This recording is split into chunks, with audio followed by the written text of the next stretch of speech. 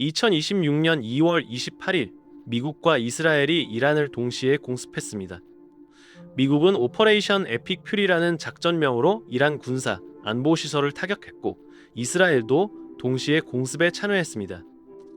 트럼프 대통령은 직접 이란에 대한 대규모 전투 작전이 진행 중이라고 발표했습니다. 테헤란, 이스파한, 곰, 카라지, 케르만샤 등 이란 주요 도시의 군사, 안보 시설이 집중 타격됐습니다.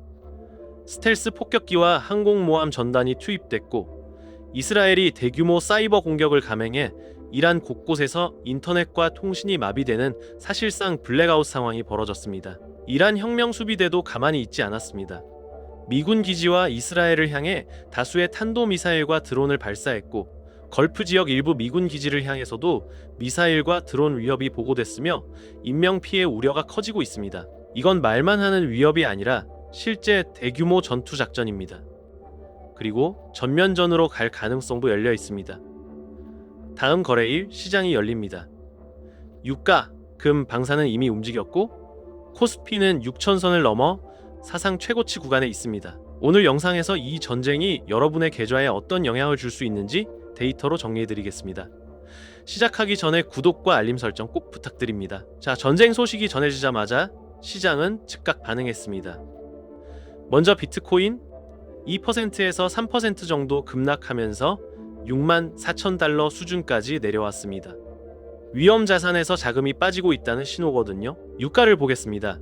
브렌트유 약 72달러, WTI 약 66달러, 둘 다 6개월 최고치를 찍었습니다. 전쟁 이전부터 이미 2월 중순에 긴장감이 반영되기 시작한 겁니다. 금 가격은 더 놀랍습니다. 온스당 약 5,200달러, 사상 최고치를 경신했습니다. 전 세계 투자자들이 안전자산으로 몰리고 있다는 뜻이죠. 미국 증시도 흔들렸습니다.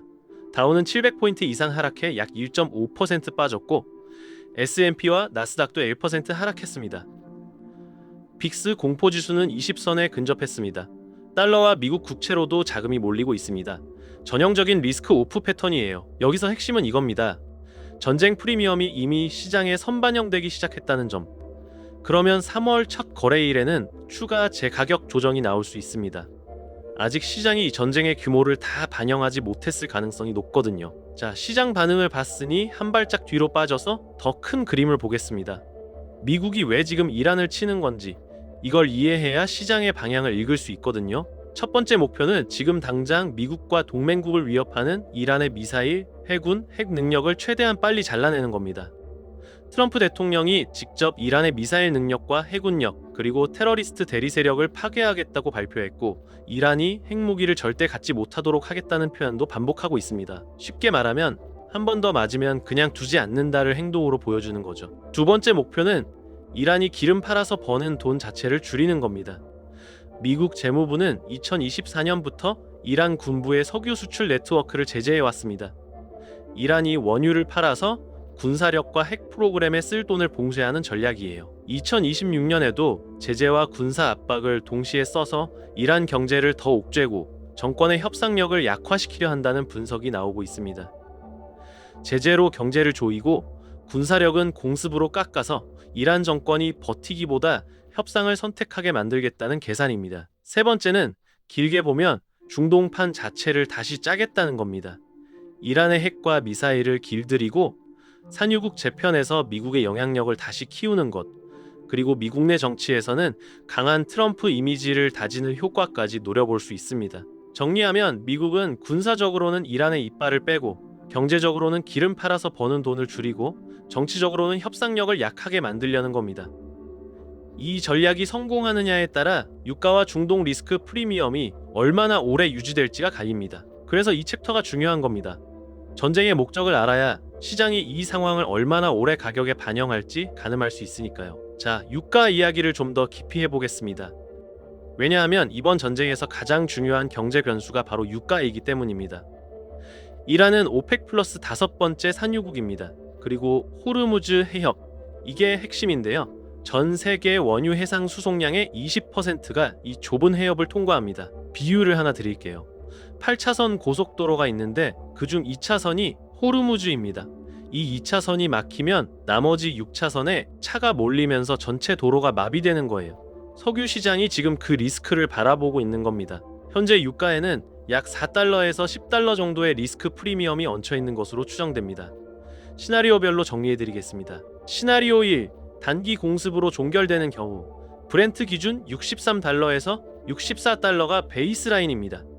프리미엄이 빠지면서 오히려 유가가 하락할 수도 있어요. 시나리오 2. 전쟁이 수주 이상 장기화되는 경우 블룸버그 NEF 전망 기준으로 올해 4분기 브렌트 91달러까지 상승 가능성이 제시되고 있습니다. 시나리오 3. 최악의 경우 호르무즈 해협이 실제 봉쇄될 경우 유가 100달러 이상, 최악의 경우 과거 140달러 고점 재현 가능성도 배제할 수 없습니다. 그리고 여기서 한 가지 더, 유가가 90달러를 넘어가면 중앙은행의 금리 인하 스케줄이 밀리고 그 부담이 결국 성장주 밸류에이션에 그대로 전가됩니다.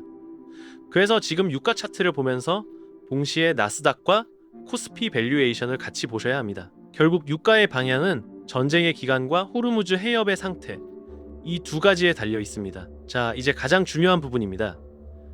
이 전쟁이 섹터별로 어떤 영향을 주고 있는지 정리해드리겠습니다. 첫 번째, 에너지, 정유 섹터입니다. 유가 상승의 직접적인 수혜 섹터죠. S-오일은 연초 대비 40% 이상 급등했고 SK이노베이션도 중반대 상승을 기록 중입니다. 다만 주의할 점이 있습니다. 이미 많이 오른 상태에서 추격 매수보다는 조정 시 분할 접근이 유리할 수 있습니다. 두 번째, 방산 섹터입니다. 미국과 이란의 군사 충돌이 현실화되면서 방산주가 강하게 움직이고 있습니다. 미국 쪽은 로키드 마틴, 노스럽 그루먼이 대표적이고 한국에서는 한화 에어로스페이스가 120만 원대까지 올라 사상 최고가 근처에 와 있습니다. LIG 넥스원도 50만 원에 근접한 가격대까지 오른 상태고 한화 시스템도 강세 흐름을 이어가고 있습니다.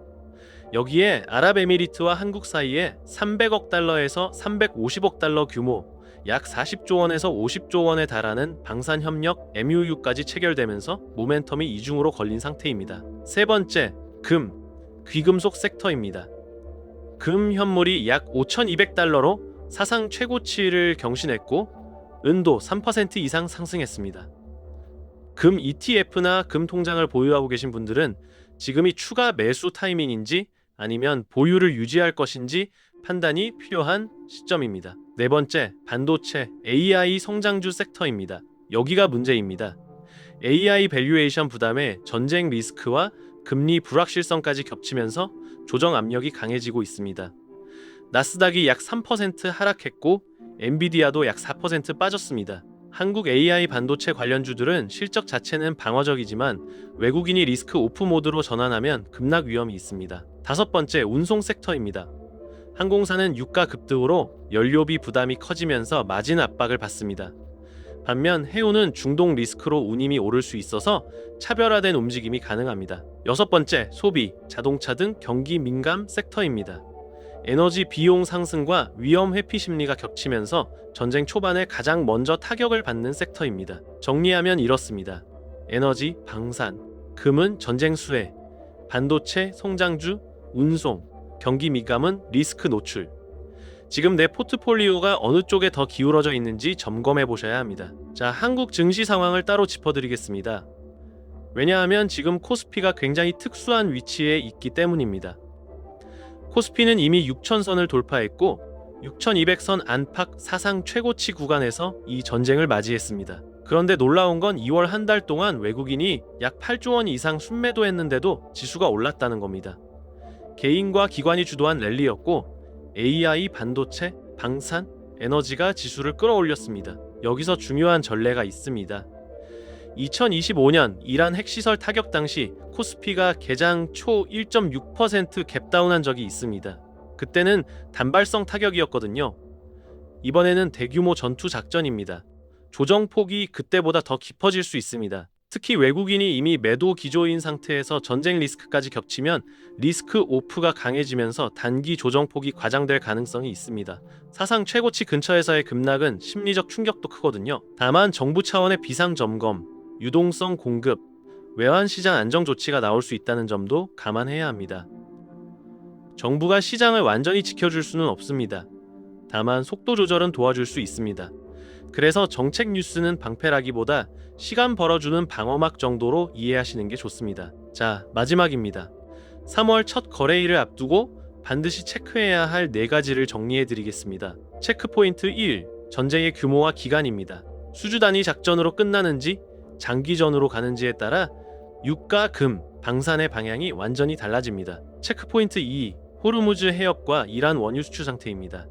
봉쇄 여부가 유가 71달러에서 91달러, 나아가 100달러 이상을 가르는 분기점입니다. 체크포인트 3. 연준과 각국 중앙은행의 스탠스입니다. 유가가 급등하면 인플레이션 압력이 다시 올라오고 금리 인하 시점이 더 늦춰질 수 있습니다. 이건 성장주와 채권에 직접적인 영향을 줍니다. 체크포인트 4. 한국 수급과 정책 대응입니다. 외국인 순매도에도 지수가 버텼지만 전쟁이라는 변수 앞에서 개인과 기관의 매수세가 유지될지가 관건입니다. 실전 전략으로 가겠습니다. 지금은 전쟁 프리미엄이 에너지, 방산, 금, 달러에 이미 올라탄 상태입니다. 추가 확전이 없을 경우 이 프리미엄은 축소될 수 있습니다. 반대로 장기화되거나 호르무즈 리스크가 현실화되면 전통적인 위험 자산인 경기 민감주와 성장주는 추가 조정을 받고 에너지, 방산, 금, 달러는 더 강해집니다. 전쟁 뉴스는 보통 주가보다 먼저 나오고 가격은 이미 그 뉴스를 어느 정도 반영한 뒤에 우리가 인지하는 경우가 많습니다. 그래서 뉴스를 보고 움직이는 투자보다 시나리오를 세워놓고 반응하는 투자가 더 중요해지는 구간입니다. 지금 해야 할 3가지. 레버리지를 축소하세요. 손절 기준을 평소보다 짧게 설정하세요. 방어적 포지션을 확대하세요. 전쟁은 예측할 수 없지만 대응은 준비할 수 있습니다. 오늘 영상 여기까지입니다. 이 영상은 특정 종목의 매수나 매도를 추천하는 것이 아니며 투자 판단과 책임은 본인에게 있습니다. 데이터 기준일은 2026년 2월 28일입니다. 다음 영상에서는 전쟁 이후 실제 시장이 어떻게 움직였는지 데이터로 추적해드리겠습니다. 구독과 알림 꼭 눌러주세요. 경제 스나이퍼였습니다.